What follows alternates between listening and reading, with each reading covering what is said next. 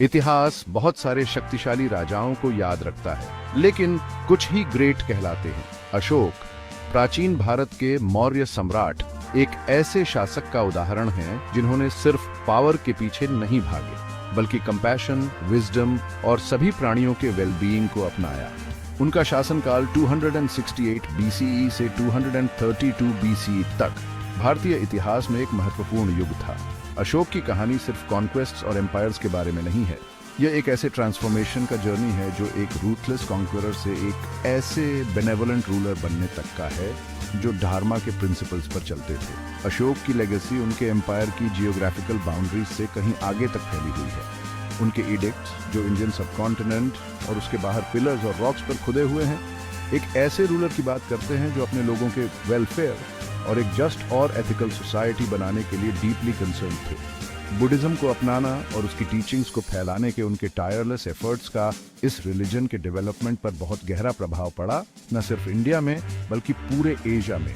अशोक का जीवन और शासन लीडर्स और ऑर्डिनरी इंडिविजुअल्स दोनों के लिए वैल्यूएबल लेसन्स देता है और हमें कंपैशन, नॉन वायलेंस और राइचस कंडक्ट की इंड्यूरिंग पावर की याद दिलाता है।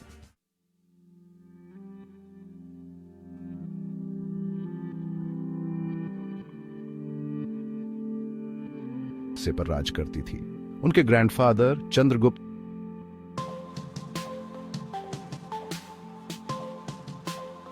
बिंदुसार, अशोक के पिता, ने एम्पायर का जो संभावनाओं से भरा था। अशोक का शुरुआती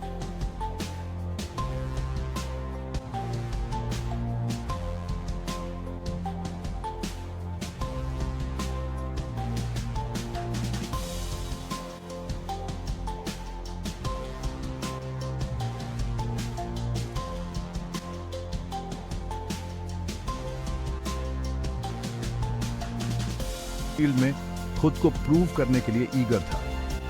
यह एम्बिशन जो शुरू में उन्हें कॉन्क्वेस्ट और एक्सपेंशन की ओर ले जा रही थी, बाद में उनके रियल्म में अशोक का लिनिएज जो पावर और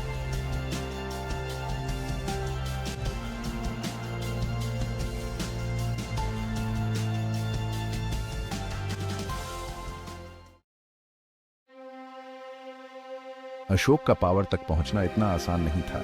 इसमें कई सारे इंट्रीग और कॉन्फ्लिक्ट भी थे।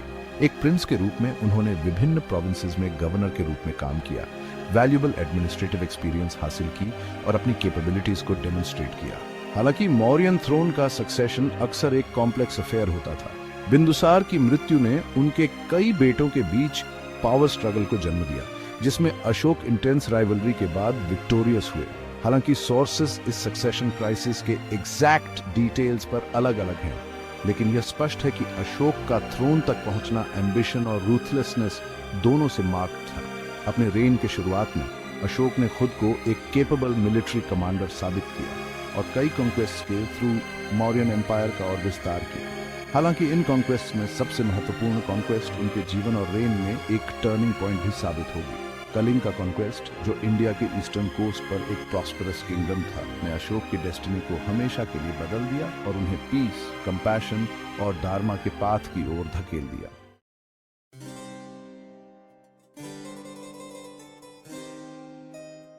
गवर्नेंस के प्रति एक प्रैग्मैटिक अप्रोच का मिश्रण दिखाई देता है।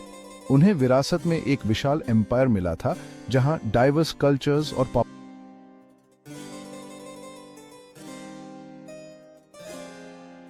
स्ट्रेटेजिक अलायंसेस के कॉम्बिनेशन पर भरोसा किया।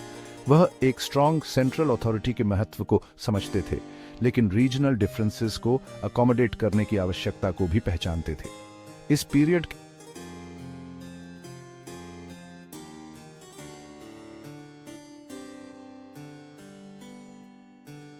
शुरुआती वर्षों में एम्बिशन का साया मंडराता रहा। एम्पायर के विस्तार की अशोक की इच्छा ने उन्हें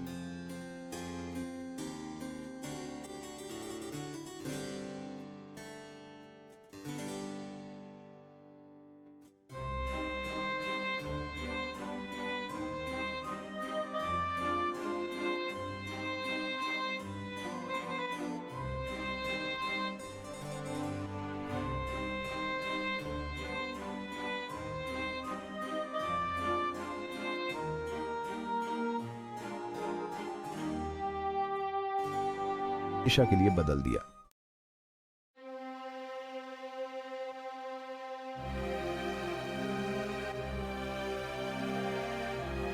अशोक के शासनकाल की एक महत्वपूर्ण घटना थी ने उनके साइची पर एक अमिट छाप छोड़ी और उनके शासन की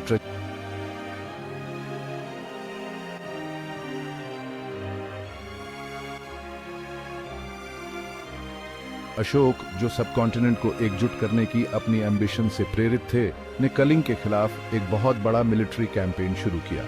यह युद्ध लंबा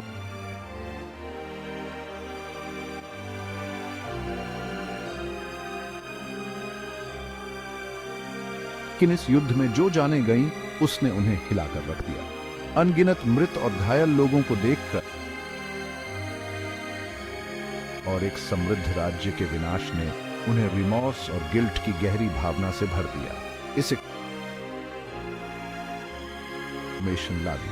उन्होंने कॉन्क्वेस्ट की वेरी नेचर और विक्ट्री के असली मीनिंग पर सवाल उठाना शुरू कर दिया।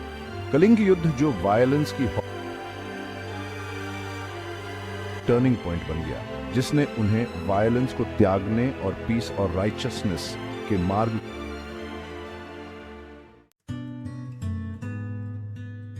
Section 6 a change of heart, Ashoka's embrace of Buddhism. Kalinga युद्ध के बाद अशोक में बहुत बड़ा बदलाव आया। अपने द्वारा फैलाए गए डेथ और डिस्ट्रक्शन से दुखी होकर उन्होंने जवाबों की तलाश में एक स्पिरिचुअल क्वेस्ट शुरू की। उन्होंने वायलेंस को त्याग दिया और बुद्धिज्म की टीचिंग्स को अपना लिया और कंपैशन, नॉन वायलेंस और यूनिवर्सल लव के उसके मैसेज में सॉलिस पाया। यह ट्रांसफॉर्मेशन केवल एक पर्सनल जर्नी नहीं था, यह उनके रेन का डिफाइनिंग प्रिंसिपल बन गया। अशोक का कन्वर्जन एक किंग के रूप में उनकी रोल को रिजेक्ट करना नहीं था, बल्कि इसका एक नया इंटरप्रिटेशन था। उन्होंने खुद को एक धर्म विजया के रूप में देखा, फोर्स से नहीं बल्कि राइचसनेस के थ्रू जीतने वाला। उनके एडिक्ट्स, जो उनके पूरे एम्पायर में पिलर्स और रॉक्स पर खुदे हुए थे, उनके न्यू फाउंड फेथ के प्रमाण बन गए। उन्होंने नॉन वायलेंस, टॉलरेंस और सभी लिविंग बीइंग्स के लिए रिस्पेक्ट का प्रचार किया। बुद्धिज्म को अपनाना इंडियन पॉलिटिकल थॉट में एक बहुत बड़ा बदलाव था, जो पावर और कॉन्क्वेस्ट पर ट्रेडिशनल एम्फेसिस से हटकर गवर्नेंस के एक मोर एथिकल और कंपैशनेट फॉर्म की ओर बिया आच रहा था। उनका शासनकाल आशा की किरण बन गया, जिससे पता चलता है कि एक रूलर पावरफुल और कंपैशनेट, एक प्रोटेक्टर और एक स्पिरिचुअल सीकर दोनों हो सकता है। Section 7 the Dharma, Ashoka's guiding principle. Ashok के ट्रांसफॉर्म्ड रेन के केंद्र में धार्मा का कॉन्सेप्ट था। यह केवल रिलीजियस डॉक्ट्रिन के बारे में नहीं था, इसमें एथिकल प्रिंसिपल्स का एक ब्रॉडर सेट शामिल था, जिसका उद्देश्य एक जस्ट और हार्मोनियस सोसाइटी बनाना था। अशोक के धार्मा में नॉन वायलेंस, टॉलरेंस, एल्डर्स के लिए रिस्पेक्ट और सभी क्रीचर्स के प्रति काइंडनेस पर जोर दिया गया था। अपने धार्मा का प्रचार करने के लिए अशोक ने पब्लिक मैसेजिंग का एक रिमार्केबल कैंपेन शुरू किया। उन्होंने अपने एडिक्ट्स को पिलर्स और रॉक्स पर खुदवाया, जो ट्रेड रूट्स और पब्लिक स्पेसेस में स्ट्रेटेजिकली प्लेस्ड थे। ये एडिक्ट्स, जो लोकल लैंग्वेजेस में लिखे गए थे, सीधे लोगों से बात करते थे और उनसे वर्चुअस लाइफ जीने का आग्रह करते थे। अशोक ने अपने एम्पायर की बॉर्डर्स के बाहर भी धार्मा का मैसेज फैलाने के लिए एमिसरीज भेजे, जो ग्रीस और इजिप्ट तक पहुंचे। Section 8 spreading the Dharma, Ashoka's missionaries. केवल घोषणाओं से कहीं आगे तक जाती थी। वह समझते थे कि ट्रू चेंज के लिए एक्टिव एफर्ट और एंगेजमेंट की आवश्यकता होती है। उन्होंने धर्मा महामतरास के नाम से जाने जाने वाले ऑफिशियल्स का एक नेटवर्क स्थापित किया, जिन्हें मॉरल कंडक्ट और सोशल वेलफेयर को प्रमोट करने का काम सौंपा गया था। ये ऑफिशियल्स पूरे एम्पायर में ट्रैवल करते थे, डिस्प्यूट्स को सुलझाते थे, चैरिटी को इनकरेज करते थे और लोगों के वेलबीइंग को इंश्योर करते थे। मॉरल डेवलपमेंट में एजुकेशन के महत्व को समझते हुए अशोक ने बुद्धिस्ट मॉनेस्टरीज और स्कूल्स की स्थापना का सपोर्ट किया। ये इंस्टीट्यूशंस न केवल रिलीजियस टीचिंग्स के लिए बल्कि फिलॉसफी, मेडिसिन और आर्ट्स के लिए भी लर्निंग के सेंटर्स बन गए। धर्म फैलाने के अशोक के प्रयास उनके अपने एम्पायर तक ही सीमित नहीं थे। उन्होंने पड़ोसी राज्यों में पीस और नॉन वायलेंस का मैसेज पहुंचाने के लिए एमिसरीज भेजे। Section 9 a benevolent ruler, Ashoka's reforms and policies. Dharma को अपनाना अशोक के लिए केवल स्पिरिचुअल प्रोनाउंसमेंट्स तक ही सीमित नहीं था। यह उनके सब्जेक्ट्स के जीवन को बेहतर बनाने के लिए बनाई गई कॉन्क्रीट पॉलिसीज में तब्दील हो गया। उन्होंने कई सारे रिफॉर्म्स इंप्लीमेंट किए जो सोशल इनजस्टिसेस को एड्रेस करते थे, इकोनॉमिक डेवलपमेंट को प्रमोट करते थे और सभी सिटीजन्स के वेलफेयर को इंश्योर करते थे। अशोक का शासनकाल रूलर और रूल्ड के बीच रिलेशनशिप में एक सिग्निफिकेंट शिफ्ट को दर्शाता है, जो एक किंग के ट्रेडिशनल मॉडल से हटकर जो एक डिस्टेंट अथॉरिटी फिगर होता था, एक मोर कंपैशनेट और एंगेज्ड लीडर की ओर बढ़ता है। इंफ्रास्ट्रक्चर के महत्व को समझते हुए अशोक ने ट्रैवलर्स के लिए रोड्स, वेल्स और रेस्ट हाउसेस के निर्माण में इन्वेस्ट किया।